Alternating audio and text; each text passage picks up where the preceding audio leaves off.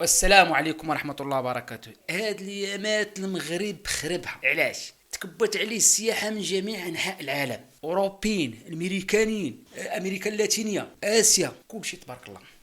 أكادير كانت مؤخرا واحد 4 سنين ولا 5 سنين كانت السياحة تقريبا بحيلة ناقصة شي شوية، مؤخرا مشاو ليها الألمان ديما كيمشيو لأكادير سبحان الله. من 1990 حتى 2000 أكادير كانوا فيها لي زالمون بزاف، دابا عاوتاني رجعوا لها بنفس الوتيرة تقريبا، حتى ان بعض الاذاعات الالمانيه دارت روبورتاجات في اكادير. اما مراكش خليها بلا ما نهضروا عليها، جميع المشاهير ديال العالم زاروها. ودابا حاليا طنجه ولات فيها واحد السياحه حتى هي اورغانيزيه يعني منظمه والنواحي. انا نخليكم مع هذه الفيديوهات. مدينة عربية كريستيانو وأكثر من 4000 مليونير استثمروا في عقاراتها، طنجة، واللي يطلق عليها مدينة المليونيرية. لكن شو اللي يميز طنجة بالذات والمغرب بشكل عام؟ واحد، عائد الربح العالي جدا. على سبيل المثال إيجار بعض الشقق في الصيف في طنجة يساوي أكثر من 20,000 دولار في الشهر. 2، ملايين السواح تزور المغرب، واللي ساعد في زيادة الطلب على العقارات السياحية وبيوت العطلة. 3، الثقافة المغربية انتشرت بقوة بسبب الأكل والأفلام والأغاني، وايد ناس من كل أنحاء العالم صارت تحب تعيش أجواء المغرب. It'd be nice to create an experience. You know, we live busy lives and travel for work. Yep, that's a real camel ride. That's a real camel ride in the sunset. And yeah, I invited quite a few friends, and I didn't know that they were all going to come, and they did. Fabulous.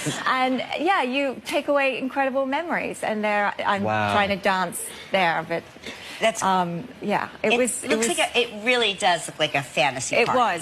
How long really, was it? Did you do anything interesting besides the camel rides and the yes, parties? went to the souk. The markets are incredible. Rugs, obviously. Lots of rugs, fabrics, pottery, ceramics, you know, and tons of eating, great foods on rooftops, incredible views. Have you gone? No, we you have didn't to want go. to It's go, like we've made it to Morocco and Epcot, which is also very nice. Amazing, we enjoyed it very much, and I said we've got to try Morocco next. Yes, you should go with the family. Yeah, we always we travel by Epcot first to see how we handle that, and then we go, we like it here, we should go to the actual place. That makes sense. It's a good starter. It's a good starter travel strategy. Did you negotiate for the things? Because I always feel like... Oh, yeah. Really? 100%. And were you good at it? Yes, I'm very good at it because I was raised by a woman who buys and sells antiques. And so I spent my youth in flea markets, and you're not, like, it's almost an insult not to negotiate. That's what I tell her. I know. We go someplace and we're negotiating. She's like, why are you doing that? I go, interfere with the system. You have to do this. Yeah, you do. I can't. I'm just like, yes, whatever you say.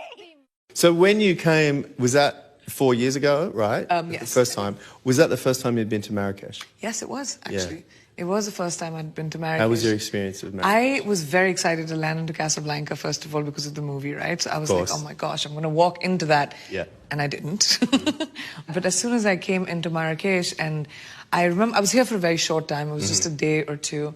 But being at the hotels, watching the architecture, the people, the excitement, the food. Oh my gosh. Food is pretty. The food. Just all of it. I think as a culture, it's so beautiful. As someone who loves clothes, I love like looking at the kind of fabrics people wear here. It's just magical. I feel like every time I land here, it's just there's a magic to it. There's an aura, an expectation of an aura that this is my first time to Marrakesh, but all I had was the visual references where I'd seen Morocco, specifically Marrakesh, in films. Right. And to then be here and experience the smells and the inclusiveness of the people, the really warmth. Is so amazing. It's beautiful. To everyone, and so kind. How does it feel to be here, and what do you think makes this such a unique film festival? Well, I mean, it's Marrakesh, right? So, what a magnificent place. Morocco, what magnificent people, culture, art. history, you know, just, you know, people from all over the world here, from Europe, from Africa, from the States, from Asia, everywhere. This is my third time here for the festival. It's my fourth time to Morocco. You know, I love Morocco. I feel so at home here. Everybody's always been very welcoming to me. I've loved the culture and the food and the art and the history of this country since before I got here. Didn't even know. Back in the Middle East this time in Morocco. Yeah, do you immerse yourself in the culture when you go there, try the food, meet the people? Yeah, I do. And that's, you know, there's no better way to meet people than to work with them. And you really get to know people when you're there and having our whole crew there. And I love that time in Morocco. It was beautiful. I mean, you see it on screen too. Because also, you know, the car chase that we did in Rabat and the Rabat stairs, we need, you know, the whole community is working with us and everyone's very excited about it. Moroccan couscous, Morocco's most famous and traditional dish. Although it's been around in other Arab countries and they've done their complete redo on it and their own touch, yet no one dares to call it anything other than Moroccan couscous. Well, anywhere other than here in the US. Here it's called Israeli couscous. And it was served on the Yale University lunch menu as Israeli couscous. Until some people challenged the history and saying Israel have not even existed when couscous has been around, and couscous is a lot older than the state of Israel, so that's not an accurate name. Yale removed that Israel from the couscous for 2 days. They were hammered by anti-Semitic claims. You are suppressing and stealing the Jewish traditions and history.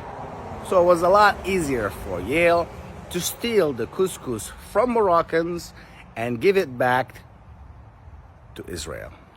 Abiertamente que bueno, pues se resolviese la cuestión del Sáhara, que pasase a Marruecos. El viraje del gobierno español en ese sentido entiendo que lo aplaude, ¿no? Mire, ¿cree que no hay suficientes problemas ya al sur del Sáhara?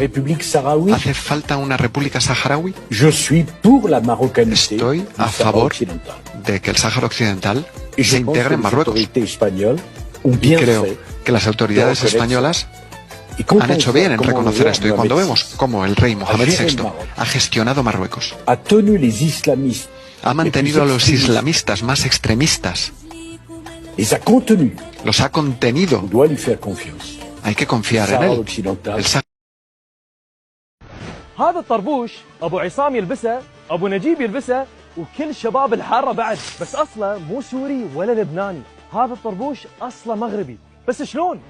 لبست الطربوش، شفت باب الحاره ولقيت الجوع. يقال ان اصل الطربوش يرجع للمغرب، تحديدا من مدينه فاس. انتقل الطربوش من المغرب للعثمانيين يوم بحاره من الاسطول العثماني اشتروا طرابيش من تجار مغاربه، ولما شافه قائد الاسطول العثماني عجبه وايد، فامر البحاره انهم يلبسون الطرابيش لما يرجعون لتركيا ويقابلون السلطان. وبدور السلطان عجبه الطربوش وحس انه مصدر للهيبه، فاصدر قرار بالزام الشعب كله يلبس طربوش، حتى النساء. صراحه ما ادري شلون النساء كانوا يلبسون طربوش، بس الهدف من هذا القرار هو توحيد هويه الشعب.